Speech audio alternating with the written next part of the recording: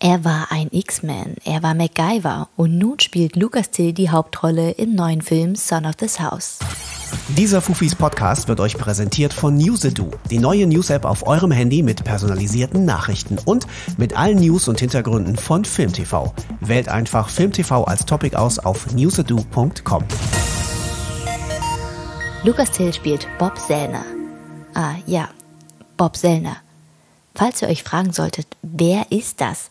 Meine Wissenslücke wurde mit Son of the South auch gefüllt. Bob Sellner ist eine der wichtigen Personen der Freedom Rides von 1961. Besonders an ihm ist, dass er der erste weiße Südstaatler war, der sich der Bürgerrechtsbewegung anschloss und mit Martin Luther King, Rosa Parks und John Lewis zusammenarbeitete. Wer jetzt aber bei Son of the South einen drögen Geschichtsfilm erwartet, liegt vollkommen falsch.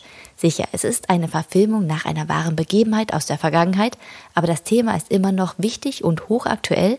Zudem ist der Film unheimlich gut umgesetzt, hat einen fantastischen Cast und lässt keine Sekunde lang Langeweile aufkommen. Versprochen. Deshalb wollte ich mich auch gerne mit Lucas Till unterhalten und habe ihn mal gefragt, warum es ihm wichtig war, bei diesem Film mitzumachen. I wanted to do this movie because it was really, with movies like about this subject, when it is done in a certain way, it can be like eating your vegetables, and people don't want it. They don't want to watch it, and they don't want to receive the message that's coming through. And what I liked about this one was it was pretty funny at points. Obviously, the content's not very fun. The situation isn't funny. But Bob reminded me of a lot of people I'm related to because I'm from the South, and so is he. He's from Alabama. He's from Deep South. and it clicked with me, and I thought, oh, wow, I can do this. And I had said, and it was funny because I told my manager at the time, I said, I'm not doing anything because I only have really like 6 weeks or 2 months in between seasons of my show, and I just couldn't do it. And I had a trip planned to go to Japan, and I had non-refundable tickets, so I couldn't get rid of them. So I couldn't change it. And he sent me the script, and I was like, never mind, I need to do this because it was a quick read. And I just really identified with Bob because growing up in the South while still taking responsibility for the little bit of racism that I think if we look deep enough in every single one of us, we have it somewhere. So I'm not trying to say that I wasn't, but I just didn't grow up being taught to hate groups of people in spite of growing up in the South. And that was kind of what Bob's story is. It's like, I don't understand why we're supposed to dislike these people, and it's like naive, and I loved it. And so anyways, it was well written, and Barry, as it turns out, is a great director. So it worked out. Eigentlich wollte Lucas in den 2 Monaten zwischen seinen Projekten gar nichts drehen. Er hatte sogar schon Flugtickets nach Japan, die er nicht zurückgeben konnte. Aber als er das Drehbuch las, wurde er an viele Menschen erinnert, mit denen er aufgewachsen ist und musste einfach zusagen. Lucas ist in Georgia aufgewachsen, also ebenfalls tief im Süden der USA. Er konnte sich somit perfekt mit Bob identifizieren und gemeinsam hatten sie auch, dass sie beide so erzogen wurden, keine anderen Menschen zu hassen, egal welche Ethnie sie angehören. Das erinnert mich auch an ein Zitat aus dem Film, das ungefähr so lautet: Wenn man den Menschen in Georgia sagt, dass sie schlimm sind, sagen sie, die in Alabama, die sind aber schlimmer. Und wenn man den Menschen in Alabama sagt, dass sie schlimm sind, sagen sie, zum Glück gibt es noch die Leute in Mississippi, die sind am schlimmsten. Hast du solche Erfahrungen auch gemacht, Lucas? So true. It's at least it's a thing that people say. I'd say that. So, it was a funny quote though. Also ein Filmzitat mit Wahrheitsgehalt. Bei mir hat der Film etwas bewirkt. Ich wollte mich danach engagieren. Hat dich der Film dazu inspiriert, dich gegen Rassismus irgendwie einzusetzen? To say that, I was a little more outspoken on social media than I've ever been because I've never been about any political issue ever because I'm an actor.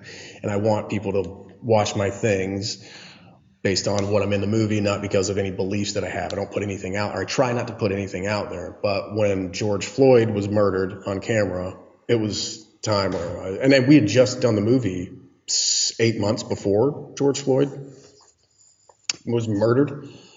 And I was just like, I can't I can't anymore. That was about the limit of it. I wish I could say that I've been more involved. The problem was with COVID. I helped, Bob actually got me into an organization that goes to help rebuild houses in New Orleans. So I have been, promoting that a little bit and got a little involved, and we do a marathon to help raise money and stuff like that, and donated to that. But the problem is we can't really, at that time especially, we can't really go and spend time with a bunch of people building houses for them. You can't do that right now. And I was also working all the time back then. So now it's a little clearer, but I definitely want to get more involved. Also having, friends who say things and you're like, you know what, instead of just letting this go, I'm going to have an uncomfortable conversation with this person. But also pointing fingers and being mean will never get them to change. It'll push them further into their ignorance. So it's an interesting thing because it makes you mad, but you have to also stay calm if you want to really, and you have to have compassion for that person. And, it's an interesting thing. I think I've done more of that than anything public, but yeah. Der Film wurde wenige Monate vor dem Mord an George Floyd abgedreht, und auch wenn Lucas sich bei politischen Themen oft raushält, weil er möchte, dass Filme mit ihm gesehen werden, weil man ihn als Schauspieler schätzt und nicht aufgrund seiner politischen Meinung, konnte er an diesem Punkt nicht mehr schweigen und hat sich öffentlich positioniert. Zudem wollte er bei einer Hausbauaktion in New Orleans mitmachen, aber dann kam leider Covid dazwischen. Was er aber definitiv seit dem Film häufiger macht, ist, Dinge nicht mehr hinzunehmen oder gar wegzuschweigen, sondern den Finger auch mal in die Wunde zu legen, wenn Menschen in seinem Umfeld bewusst oder unbewusst grenzwertige oder falsche Dinge sagen oder machen. Und da hat er festgestellt, dass er das seit dem Film sogar vermehrt macht. Manchmal sind es ja die kleinen Dinge, die viel bewirken. Welche Filme wünschst du dir denn für die Zukunft? Wieder Projekte wie X-Men, MacGuyver oder eher Son of the South? The thing is, from the outside looking in, it probably seems like I choose where I want to go. I'm getting a little more to that point, but honestly, it's just I have no idea what the next step is, and then I audition. I work really hard and I audition, and I don't get 10 of them, 50 of them back in the day, and then I'll get the 51st, and that's just what I got. It wasn't because I chose it; it was because it just happened. But I love a combination of fantasy and science fiction. I mean, I really do love it all, and it has its time and its place in my life. And I've done X-Men, and MacGyver is a bit of a fantasy, but grounded in reality. So I don't know. I think I've done those maybe, and then Son of the South is a real story. So I don't know.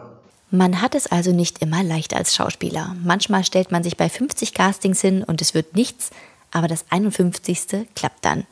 Die Rollen kann sich Lucas also noch nicht aussuchen. Die Kombination aus Fantasy und Action hat ihm bisher aber viel Spaß gemacht und bisher hatte alles seinen Platz und seine Zeit in seinem Leben. Und jetzt hat er auch mal einen Film über eine wahre Begebenheit gemacht und es fühlte sich genauso richtig an wie die anderen Filme. Sag mal, Lucas, sollte Son of the South eigentlich einen festen Platz im Schullehrplan bekommen? Absolutely. I didn't know any of this, well, that's not true, but, it's a real issue now. Critical race theory, I believe they banned it. They're not even required to teach Martin Luther King in Texas anymore. And I may be wrong about that, so don't quote me, but there's something to that, and it's like, it's devastating. And it's amazing that it's still happening. But no, it's not amazing. It actually makes perfect sense because we never really rectified things before, and now is the time to do it. But we're getting pushback still. So I think it's important. Also, liebe Lehrerinnen und Lehrer, Son of the South ist der perfekte Film, um mal den Lehrplan sinnvoll und unterhaltsam aufzupeppen.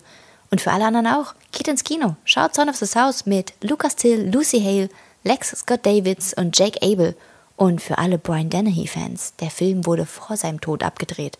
Und daher könnt ihr nun den Rambo-Sheriff nochmal im Kino sehen. Und glaubt mir, es lohnt sich.